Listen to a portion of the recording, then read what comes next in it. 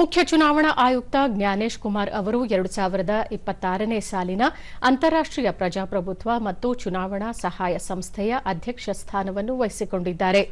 ಈ ಮೂಲಕ ಅಂತಾರಾಷ್ಟ್ರೀಯ ವೇದಿಕೆಯಲ್ಲಿ ಭಾರತದ ಚುನಾವಣಾ ಆಯೋಗದ ವಿಶ್ವಾಸಾರ್ಹತೆ ಮತ್ತು ನಾವೀನ್ಯತೆಗೆ ಜಾಗತಿಕ ಮನ್ನಣೆ ದೊರೆತಿದೆ. ಭಾರತವು ಈ ಸಂಸ್ಥೆಯ 14 ಸಂಸ್ಥಾಪಕ ಸದಸ್ಯ ರಾಷ್ಟ್ರಗಳಲ್ಲಿ ಒಂದಾಗಿದೆ. ಜ್ಞಾನೇಶ್ ಕುಮಾರ್ ಅವರು ಸ್ವೀಡನ್ನ ಸ್ಟಾಕ್ಹೋಮ್ನಲ್ಲಿ ಅಧಿಕಾರ ವಹಿಸಿಕೊಂಡರು. ಈ ಸಂದರ್ಭದಲ್ಲಿ ಸ್ವೀಡನ್ನ ಭಾರತದ ರಾಯಭಾರಿ ಅನುರಾಗ್ ಭೂಷಣ್ ಉಪಸ್ಥಿತರಿದ್ದರು.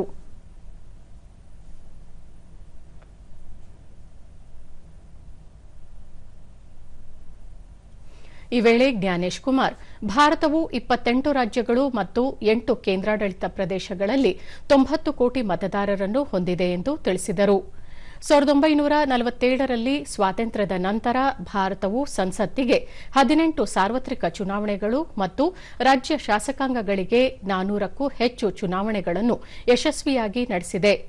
ವಿಶ್ವದ ಅತಿದೊಡ್ಡ ಪ್ರಜಾಪ್ರಭುತ್ವವಾಗಿ ಭಾರತವು ತನ್ನ ಕಲಿಕೆಗಳು ಮತ್ತು ನಾಗರಿಕ ಪರಂಪರೆಯಲ್ಲಿ ಆಳವಾಗಿ ಬೇರೂರಿರುವ ಪ್ರಜಾಪ್ರಭುತ್ವ ಮೌಲ್ಯಗಳು ಹಾಗೂ ತತ್ವಗಳನ್ನು ಅಂತಾರಾಷ್ಟ್ರೀಯ ಮಟ್ಟದಲ್ಲಿ ಹಂಚಿಕೊಳ್ಳುವ ಗುರಿ ಹೊಂದಿದೆ ಎಂದು ಹೇಳಿದರು.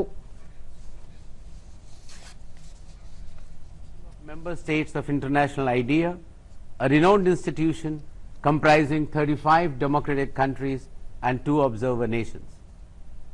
As Chief Election Commissioner of India, I, Gyanesh Kumar, on behalf of all citizens of India, express my greetings to the representatives of all democratic countries and accept the chairship of Council of Member States of International IDEA.